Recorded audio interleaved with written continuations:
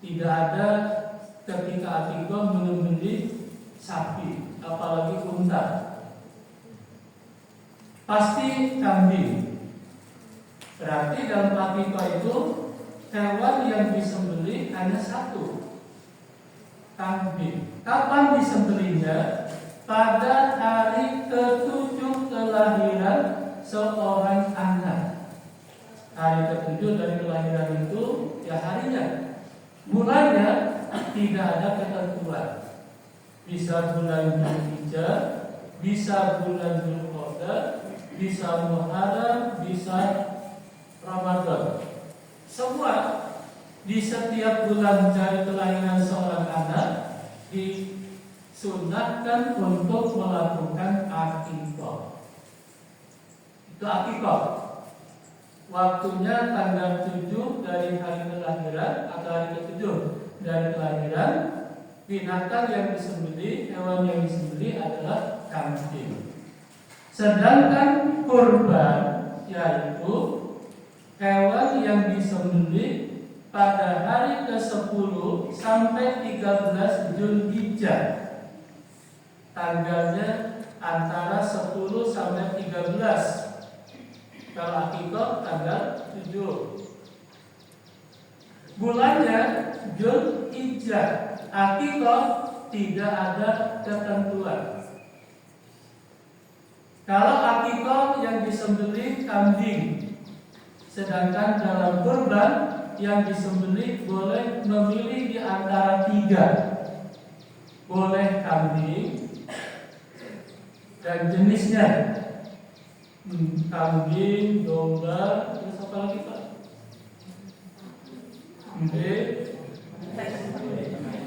Kan macam-macam Pak ya. Yang kedua sapi dan jenisnya, kerbau. Di sini jarang menyembelih kerbau. Belum pernah ya? Boleh sebenarnya. Boleh kurban dengan kerbau karena sejenis dengan sapi. Kalau di Solo tidak boleh karena di sana dianggap kiai. Kerbaunya jadi kiai, dikeramatkan. Yang ketiga jenisnya unta. Mungkin suatu saat perlu kita kurban unta. Seumur hidup belum pernah. Dan saya di Yogyakarta ini belum mendengar ada yang kurban unta. Oh, di Bandung ada, tapi mungkin bisa suatu saat memelihara unta dari kecil atau diekspor, diimpor dari sana.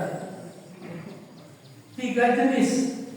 Maka dengan pengertian yang berbeda itu tidak mungkin kurban disatukan dengan akikah.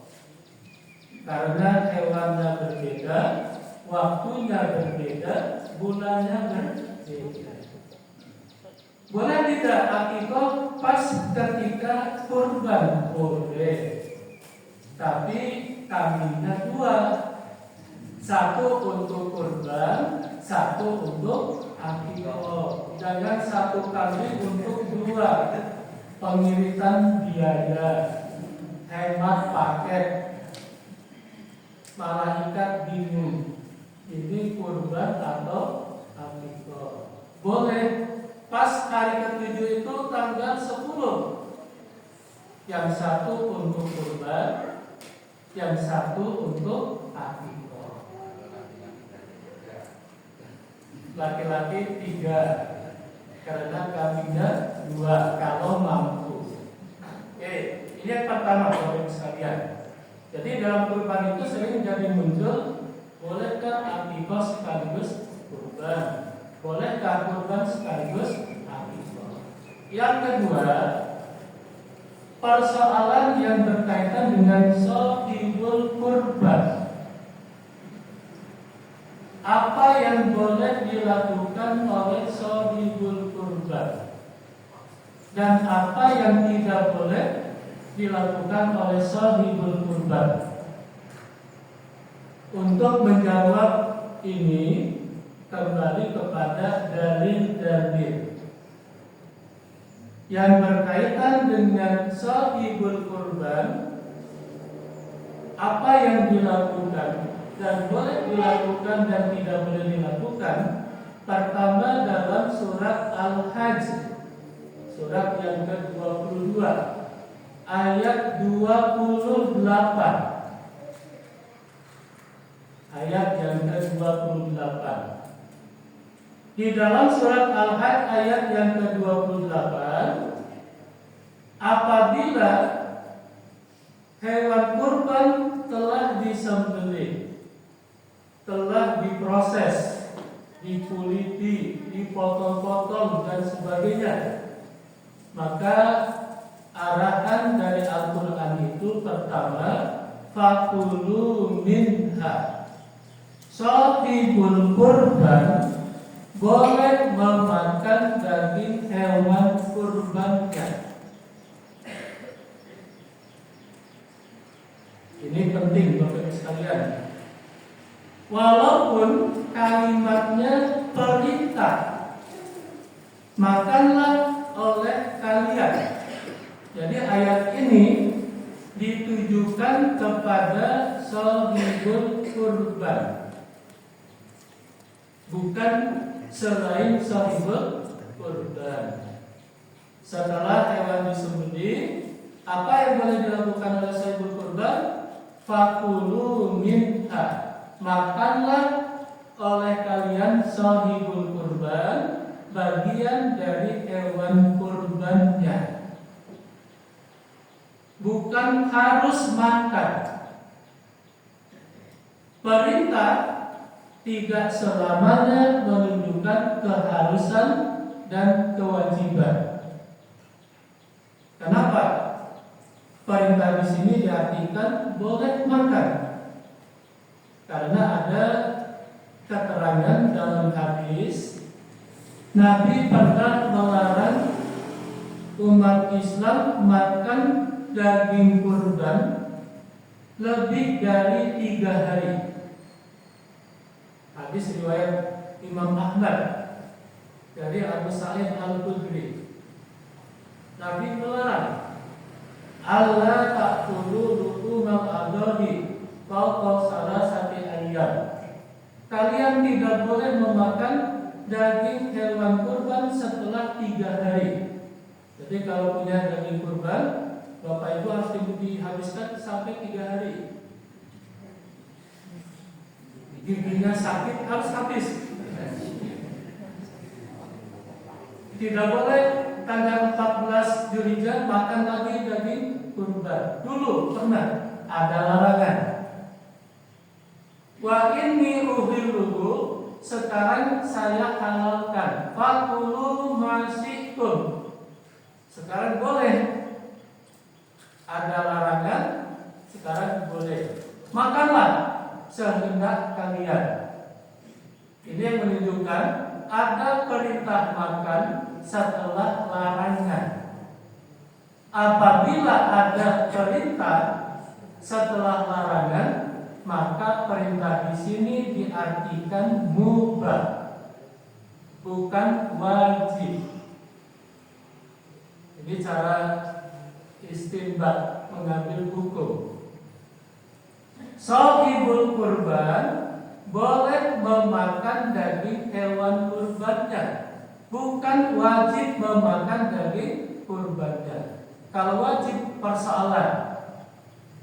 Di antara Bapak Ibu ada yang kurban kambing, padahal tidak boleh makan daging kambing. Kalau diartikan wajib, ya udah boleh. Tidak ada pilihan kecuali makan daging kambingnya. Maka muncul nanti, Pak, saya kurban kambing, boleh nggak ditukar dengan sapi? Muncul pertanyaan. Saya kurbannya sapi, boleh nggak ditukar dengan kambing? Itu muncul pertanyaan nanti kalau ada waktu. Oke, ini penting. Pertama, saya berkurban boleh memakan daging hewan kurbannya.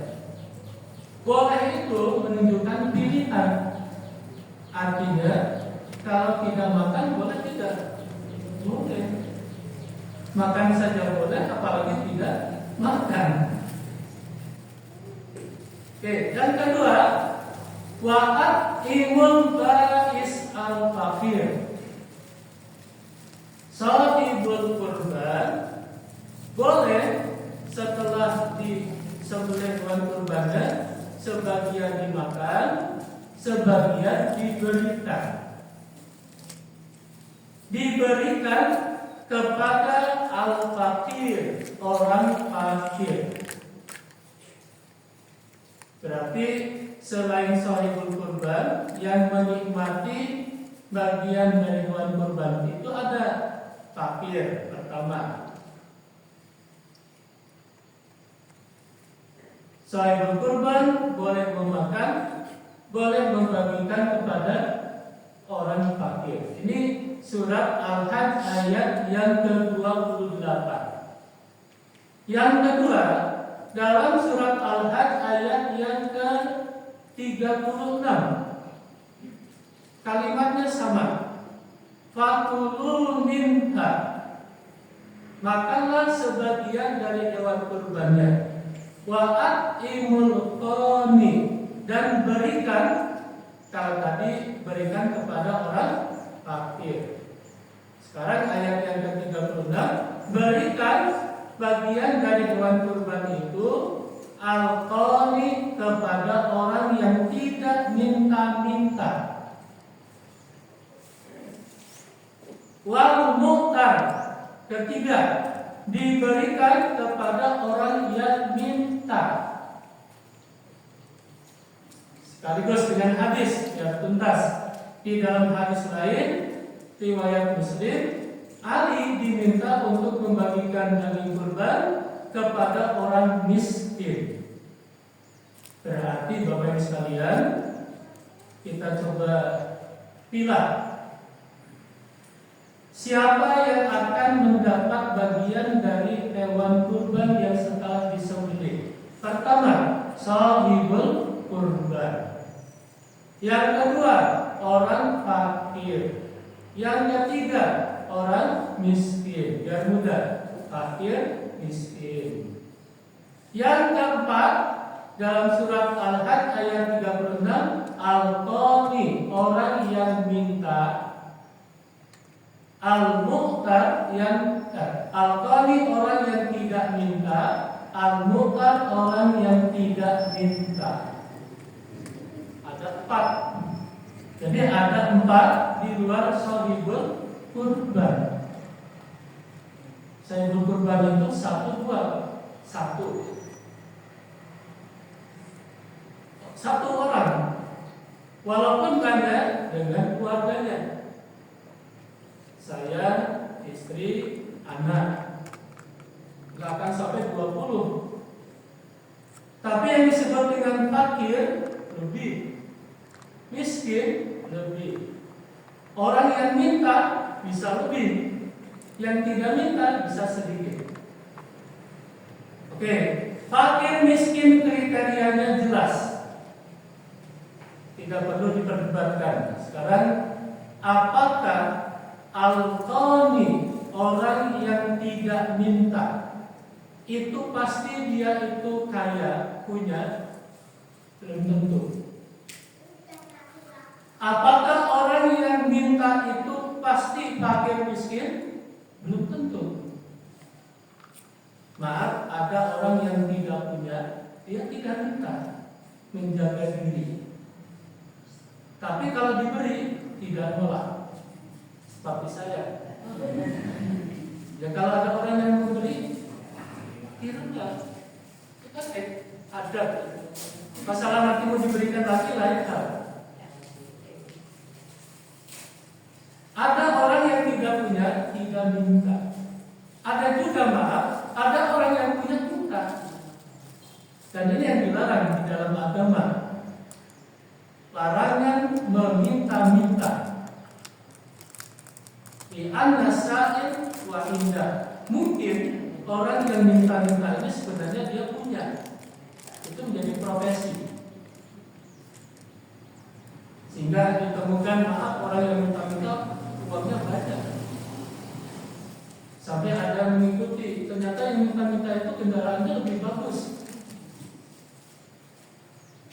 menjamin orang yang minta itu orang tidak punya atau orang fakir miskin. Apakah orang yang tidak minta dan minta itu pasti orang Islam? Bisa jadi bukan Islam. Maka Bapak Ibu sekalian, yang diberi dari bagian hewan kurban itu bisa muslim, bisa non muslim. Kalau kita kurban, tetangga kita ini adalah non muslim, dia tidak minta kasih. Etika Islam. Kalau kita punya rezeki, berikan kepada tetangga, baik muslim maupun tidak muslim. Jadi di luar saibul kurban itu ada 4 orang yang bisa mendapatkan bagian dari hewan kurban. Orang fakir, orang miskin, orang minta, orang yang tidak minta. Di bulan Dzulhijjah yang sangat menarik, orang yang minta itu banyak. Datang ke masjid ini, masjid yang di atas, masjid yang sana, sampai satu Albar Ketawang didatangi semua. Itu namanya al-muqtar. Boleh tidak? Boleh. Artinya boleh. Dan itu jangan disalahkan. Itu fenomenanya sudah disebutkan di dalam Al-Quran. Ada orang yang minta dan yang tidak minta. Itu yang berkaitan dengan siapa yang akan menikmati. Jadi tidak hanya sebut kurban. Bahkan saya sering memahami di luar sebut kurban itu banyak sekali jumlahnya. Maka sebaiknya sebut kurban itu ngambilnya sedikit. Sebagian besar serahkan pada fakir, miskin, qani, muqtar. Oke, kembali. Shahibul kurban boleh memakan, yang kedua boleh memberikan. Diberikan kepada al-qani, al-muqtar, fakir, miskin. Di dalam hadis lain riwayat Ahmad yang panjang disebutkan di samping boleh memakan wa tasaddaqu dan boleh mensedekahkan. Kalau memberikan pemberian hadiah. Saya kadang-kadang dapat juga. Alhamdulillah. Itu saya dapat. Ini hadiah Ustaz. Alhamdulillah. Itu hadiah. Hadiah pemberian sedekah. Jadi saibul kurban boleh memakan, boleh mensedekahkan, boleh menghadiahkan, memberikan. Yang keempat, wastamta'u bijuludiha. Shahibul kurban boleh memanfaatkan kulitnya. Bapak Ibu yang saibul kurban pernah memanfaatkan kulitnya? Boleh. Tahun ini saya tidak ngambil jatah. Kenapa Bapak Ibu tidak ngambil jatah? Saya ingin kulitnya. Untuk apa? Hiasan. Dipakai untuk penampung air. Dulu saya masih kecil, di kampung saya itu dulu saya sholatnya sajadahnya pakai kulit kambing. Betul Pak ya? Sekarang itu jarang Pak. Kulit kambing itu bisa dipakai untuk sajadah. Malah itu awet, seperti beduk. Itu kan dari kulit. Boleh istimta, memanfaatkan. Tetapi, ya ini baru larangannya. Shahibul kurban wala tabi'uha, tidak boleh menjual bagian dari hewan kurban. Jadi yang boleh banyak mensedekahkan. Bahkan dalam hadis ini yang boleh tambah satu, wadakhiru shahibul kurban boleh menyimpan. Jadi shahibul kurban itu ada 5. Boleh memakan, boleh menghadiahkan, memberikan, boleh mensedekahkan, boleh memanfaatkan, boleh menyimpan. Ibu-ibu nanti setelah selesai pengajian dicek kulkasnya. Jangan-jangan masih ada dagingnya ya. Kalau masih ada segera dihabiskan, biar nanti diganti yang baru. Boleh disimpan. Dengan konsep boleh disimpan ini diawetkan, Muhammadiyah melalui Lajismu membuat program kurban kalengan. Pernah dapat Bapak Ibu? Belum ya? Nanti kontak Lajismu. Biasanya Lajismu itu memberikan bagian kurban itu dengan bentuk kaleng. Jadi prosesnya disembelihnya antara tanggal 10 sampai 13 Dzulhijjah, dibagikannya boleh-boleh saja bulan berikutnya pendistribusiannya. Maka ada dengan bentuk kaleng. Tidak mungkin habis 3 hari, tidak mungkin. Maka boleh diawetkan. Sahibul kurban boleh 5. Yang kedua, sahibul kurban tidak boleh dalam hadis ini, yaitu la tabi'uha, menjual bagian dari hewan kurban. Apapun tidak boleh dijual. Dagingnya tidak boleh dijual, kulitnya tidak boleh dijual. Siapa yang tidak boleh? Sahibul kurban. Apa yang tidak boleh dijual? Semua bagian dari hewan kurban. Tadi di luar sahibul kurban ada fakir, miskin, qani, muhtaj, yang minta dan tidak minta.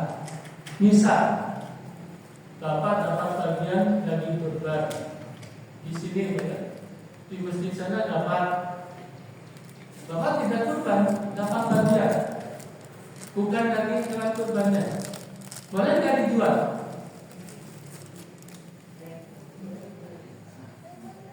Bapak bukan sebagai sahibul kurban dapat bagian daging kurban, atau Bapak tahun ini mau muter, mengerahkan keluarga umpama, berangkat, dapat 1 mobil, boleh nggak dijual? Boleh, karena bukan sahibul kurban. Larangan menjual itu bagi sahibul kurban. Maka ada penjualan dari pada waktu Idul Adha ini kan ke pasar, sebagiannya dari situ. Haknya orang minta mau dijual itu haknya. Orang diberi dapat itu sudah miliknya. Kalau sudah menjadi milik mau diapakan terserah. Yang dilarang menjual itu sahibul kurban. Sahibul kurban yang dilarang menjual. Hadis lain, hadis riwayat Al-Bukhari dan Muslim yang terakhir, sahibul kurban diceritakan dalam kurban ini antara Nabi dan Ali. Ini sekaligus dengan kepanitiaan. Pertanyaannya, panitia boleh menjual daging kurban atau tidak? Panitia boleh menjual kulit kurban atau tidak? Apakah panitia itu dapat bagian dari kurban itu karena sebagai panitia? Ini tuntaskan hari ini. Ada hadis riwayat Al-Bukhari Muslim yang menceritakan Rasulullah SAW ketika kurban meminta kepada Ali untuk membantu pelaksanaan kurban Nabi. Nabi dalam satu hadis disebutkan doha di kabsa ini. Nabi kurban 2 kibas, domba besar. Tapi di dalam riwayat lain Nabi kurban 100 ekor. Ketika kurban 100 ekor, 50 disembelih oleh Nabi, dan selebihnya diminta kepada Ali untuk membantu kurbannya Nabi. Apa yang menarik dalam riwayat yang menceritakan kurban Nabi dengan Ali? Pertama, Ali diminta oleh Nabi ayat sima budnahu kullaha. Ali diminta untuk membagikan semuanya. Bapak Ibu tolong ketika kurban itu semua dibagikan. Di sini biasanya dibagikan daging. Kulit dibagikan tidak, Bu? Dibagikan.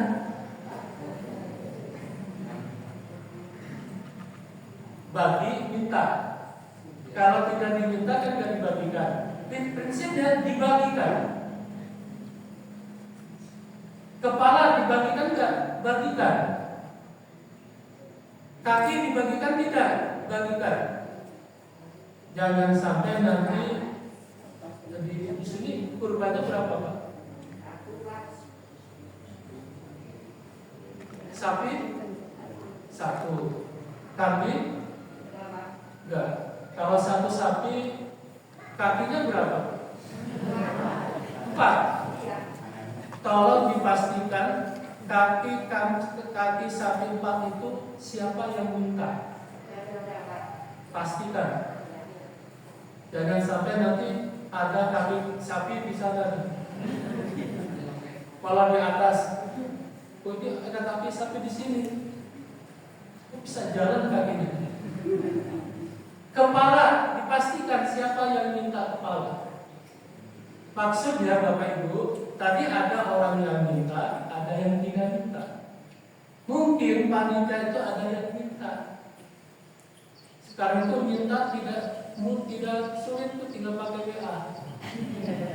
Pak, ini nomornya ketua panitia siapa ya? Pak, ada apa Pak? Ini ada penting. Penting apa ya? Ini kan ini Idul Adha. Ternyata pentingnya WA. Pak, mohon saya minta 1 kaki sapi. Itu namanya muhtar. Di dalam Al-Quran disebut muhtar. Tapi ada panitia kurban itu tidak minta. Dari menyembelih, nguliti, motong-motong dia ada kerja terus. Dia panitianya perasaan yang lain mintanya kok nggak minta ya, Pak. Bapak ini sebenarnya mau nggak dikasih? Mau. Nah itu namanya mau. Itu namanya menjaga diri. Ada panitia yang menjaga diri, ada panitia yang tidak menjaga diri. Boleh tidak? Boleh. Dalam Al-Quran ada yang minta dan tidak minta. Bagikan semua. Yang kedua yang menarik, Ali diminta oleh Nabi Allah yu'tiya fi jijaratiha syai'an. Nabi meminta kepada Ali tidak memberikan sedikit pun kepada si jagal. Tidak boleh orang yang menyembelih apapun yang terlibat di dalam penyembelihan hewan kurban diberikan bagi kurban untuk upah. Itu tidak boleh. Dari mana upahnya? Maka biasanya iuran sapi 3.500.000 umpamanya itu sudah termasuk di dalamnya biaya operasional. Disitulah upah si jagal siapapun yang menyembelih dikasih. Bukan diambil Pak ini kepalanya untuk Bapak karena menyembelih, tidak boleh. Sahibul kurban tidak boleh menjadikan bagian kurban untuk upah. Panitia kurban tidak boleh memberikan bagian dari hewan kurban sebagai upah bagi si jagal. Tetapi panitia kurban membagikan semuanya kepada siapa? Fakir, miskin, qani, muhtaj. Yang terakhir Bapak Ibu sekalian, saya karena biasa misi, saya mengusulkan supaya tidak terjadi bahasa yang tidak enak. Ada laporan panitia kehilangan 1 kaki. Malah panitia punya laporan, kami tidak bisa melaporkan kakinya gimana sampai hari ini. Mohon kalau bisa panitia mengumumkan saja, umumkan lewat WA. Kalau tidak kedengaran yang lain, salut lewat WA. Siapa yang ingin kaki kepala daftar? Di tempat saya itu 7 sapi Pastikan Mbak, Bu, kakinya berapa? 4 kali 7. Pastikan siapa yang minta kaki, siapa yang minta kepala, siapa yang minta ekor. Ini hati-hati, ini hak orang, bukan milik pribadi. Maka diumumkan, itu lebih baik. Siapa yang meminta segera untuk daftar, sehingga panitia enak. Mohon maaf Pak, ini sudah habis karena sapinya hanya 1